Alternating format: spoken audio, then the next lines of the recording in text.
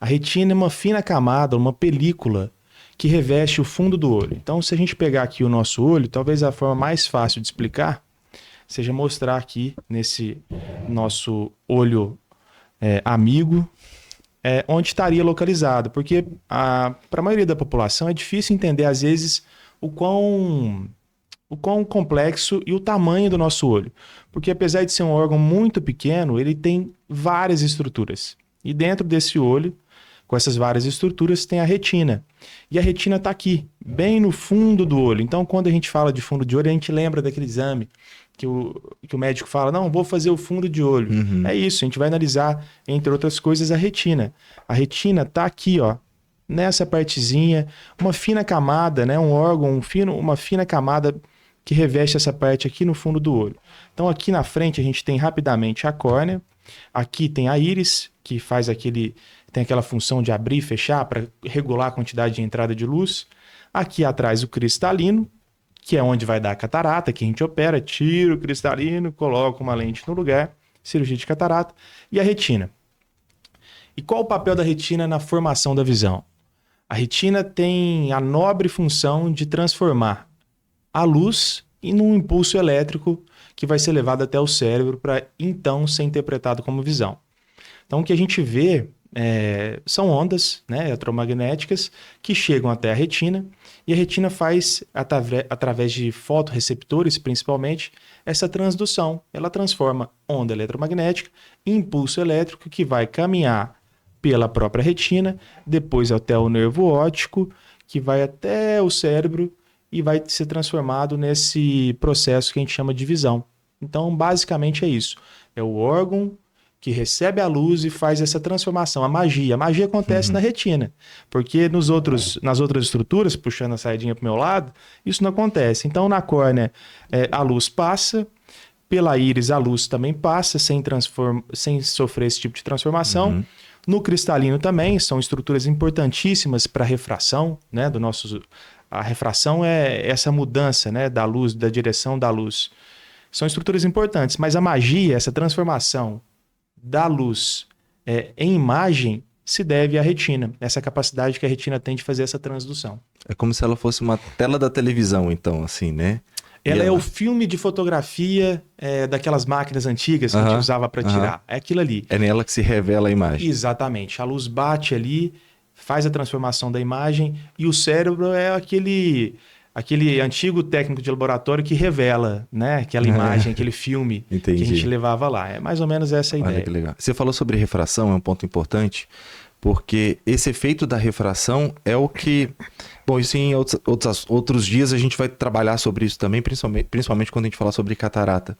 Mas, né, quando você coloca um canudo num copo, ou um copo com água, né, vocês vão ver que parece que o desenho muda, né? Que a curvatura muda. Isso é uma refração, né? Exatamente. Isso é uma refração da luz. E no nosso olho existe essa refração, e é através dela que a gente consegue enxergar também com nitidez. Então, quando a gente tem essa... Por exemplo, eu tenho miopia. Um exemplo, né? Eu não tenho, mas tem gente que tem. Graças a Deus. Eu tenho, não tenho. Então, por exemplo, eu tenho miopia. Por quê? Muitas vezes, ou é porque o olho é um pouco mais comprido, né? O comprimento axial do olho é um pouco maior, ou porque a curvatura da córnea tem um poder refracional muito alto. Então a luz vem, bate aqui, sofre uma refração, ou seja, ela sofre uma mudança de direção, e dependendo de onde ela cai, se ela cai aqui na frente da retina ou atrás da retina, vai determinar se o paciente ou a pessoa tem miopia ou hipermetropia. E até o astigmatismo, né? O astigmatismo seria duas imagens se formando em pontos diferentes que não estão em cima da retina. Então, é mais ou menos isso, né? Quando a gente fala de refração no olho, é basicamente essa ideia. E o óculos vem corrigir isso, né? Vem trazer essa imagem para o ponto certinho, para cair lá na retina, porque a retina precisa receber esse sinal bonitinho para poder interpretar, fazer aquela magia que eu falei de transformar a onda eletromagnética da luz num impulso elétrico que vai para o nosso cérebro e virar a nossa visão, né? Isso em milésimos de segundo, você imagina, né? Isso A gente vê tudo em tempo real, né? No final das contas. Não tem esse delay, né? Não tem essa não. E o mais interessante, tem uma coisa interessante. A nossa retina manda a imagem para o nosso cérebro invertida. E o que nosso legal. cérebro que faz essa reinversão, né? Então é mais um dado interessante. Ou seja, a gente pega uma imagem em pé, assim que ele passa pelo olho e bate na retina, ele tá invertido, Tá é isso? invertido. E vai só desinverter lá no cérebro. Bem legal. Meu Deus A do gente vai céu. fazer um podcast sobre isso. Nossa, é legal. Eu vou tentar nos cortes colocar essa imagem, né, dessa inversão da imagem para as pessoas entenderem também, mas vale um podcast pra gente Vale, falar vale sobre isso. sim. Talvez não um podcast, mas uns minutinhos a mais dedicado à parte de refração, que eu acho que vai Legal. ter. E é fundamental para as pessoas entenderem, de repente, talvez no podcast falando aí de o que é miopia, o que é o astigmatismo, Exato, essas o coisas que é mais comuns, né? hipermetropia, a vista cansada, que é a presbiopia, que aparece depois dos 40.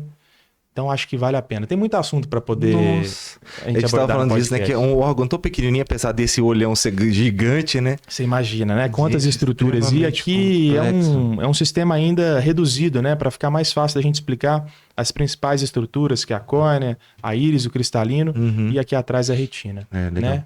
Agora, legal, assim, agora quando a gente fala de córnea, tá na frente, facinho de você ver. Tudo bem que existem técnicas para você analisar. Agora, como é que você analisa ali dentro? Pronto. É difícil, né? Porque a gente está falando do fundo de olho, né? Como que a gente vai acessar o fundo de olho? A maneira mais comum que a gente acessa o fundo de olho é durante o exame, né? A gente geralmente usa uma lente com poder dióptrico alto, né? Para poder jogar uma luz lá dentro e ver a retina. Então, o exame de fundo de olho, a gente usa a lente, uma lâmpada de fenda, que também tem alguns aumentos, e essa imagem que a gente vê é justamente porque a gente usa esses acessórios. Então, a gente pode acessar assim, a gente pode acessar com uma lâmpada portátil, que a gente chama de OBI, que é o oftalmoscópio binocular indireto, que também é um outro equipamento, né, que possivelmente quem já foi no oftalmologista, fez um mapeamento de retina, viu que aquele equipamento que circunda aqui a cabeça do oftalmologista tem uma luz saindo, né, parecendo daqueles aventureiros de caverna, né? Então, sim. aquilo ali, junto com uma lente, a gente também consegue visualizar. E hoje em dia, a gente tem equipamentos muito modernos, né? Por exemplo, o exame de retinografia é uma foto do fundo de olho, basicamente. E outros exames mais modernos ainda vão surgindo para poder analisar a retina. Uma tomografia da retina, por exemplo. O que seria? A retina é muito pequena, né? Uma estrutura muito fininha. Ela tem aí aproximadamente cerca de 250 micras. É muito pequeno. E dentro dessas 250 micras tem aproximadamente 10 camadas. Você imagina. E cada camada tem um papel fundamental. Um defeito em qualquer uma dessas camadas pode alterar a nossa visão. Então, uma estrutura fina, complexa. A gente diz que a retina é um prolongamento do nosso cérebro, né? Hoje em dia está cada vez mais claro isso para a gente. A retina é um prolongamento neuronal do nosso cérebro, né? Então, tá aí a complexidade. Se você quer imaginar o que é complexo, é só imaginar o quanto o nosso cérebro é complexo. A retina, idem. É a mesma coisa. Mas você imagina, porque ela tem vários fios ali de visão, né? A gente estava falando no podcast anterior, que estão conectados nela para ela conseguir levar, né? Além da famosa mácula. O que é essa mácula? O que é essa famosa mácula que está aí? A mácula é a região central. É como se fosse a parte nobre da nossa visão. A mácula nada mais é do que uma especificação de uma região, certo? Eu determino que a mácula é a região central e tem as medidas da mácula ali. Nada mais é do que isso. Só que dentro dessa região central, talvez estejam as estruturas mais nobres, né, da nossa visão, que são os fotorreceptores. Então, os fotorreceptores têm um papel importantíssimo na formação da nossa visão. São eles talvez os maiores responsáveis. É porque não tem como excluir um ou outro, mas ele talvez seja um dos maiores responsáveis por fazer aquela mudança, né? Quando você recebe a imagem em onda e transforma num sinal elétrico. O fotorreceptor é talvez o maior culpado disso tudo. Legal. Tem alguma coisa a ver com claro e escuro, noite? A mácula tem alguma coisa a ver com isso ou não? Tem, porque na região da mácula, especificamente na fóvea, é o local onde está mais concentrado os cones, né? Tem os cones, os bastonetes. Os cones são responsáveis pela visão... a gente fala visão de cores, mas é aquela visão de detalhes, né? E os bastonetes responsáveis por aquela distinção entre claro e escuro. Então, na região da mácula, propriamente na fóvea, é onde está mais localizado os cones. Uma região nobre, né? É ela que vai dar essa riqueza de detalhes que a gente tem, talvez até infinita em termos de cores, né? Eu li, não sei se eu tô errado, li outro dia que o olho da gente era capaz de identificar, não sei se era 10 milhões de tons de cor, 10 mil, uma coisa assim. Isso é uma Né? perspectiva, né? Mas assim, é difícil determinar Difícil, né? ao certo quantas cores nosso cérebro é capaz de distinguir, né? O certo é que nenhuma câmera, a gente estava discutindo isso outro dia, né? Nenhuma câmera é capaz de fazer o que o olho da gente faz, né? Pode Por lançar o mais... iPhone 16, 160, o nosso olho é espetacular, né? É muito A gente tem os diferente. auxílios, eu acho que a câmera talvez ganhe muito nisso nos auxílios de zoom, né? Uhum. Mas na riqueza de nitidez, você vê, a tela do iPhone chamou quanto tempo de retina, né? Ah, Eles chamavam a verdade, tela tela do de iPhone de retina. retina, né? Modelo tal retina. Por quê? É a maior qualidade que existe, maior referência em imagem talvez Tá seja na essa. retina. Olha só, olha que exemplo bom. Exemplo Exatamente. bom. Pra quem não entendeu retina, se não entendeu agora, meu Deus do céu, tá difícil. Bom, então beleza. Então existem todas essas maneiras e outras mais aí de se avaliar o olho e principalmente a retina, né? Eu acho que eu não terminei de falar, então a gente usa, durante o nosso exame oftalmológico, a gente tem oftalmoscópio direto, que a gente olha direto com uma lente. Uhum, Tem na lâmpada de fenda, a gente fazendo a biomicroscopia de fundo, né? É o nome é, técnico para isso. uhum. Basicamente, quando você encosta o queixo lá, o médico coloca aquela lente na frente do rosto, joga a luz e ele está fazendo o fundo de olho. Aí vai talvez uma informação importante.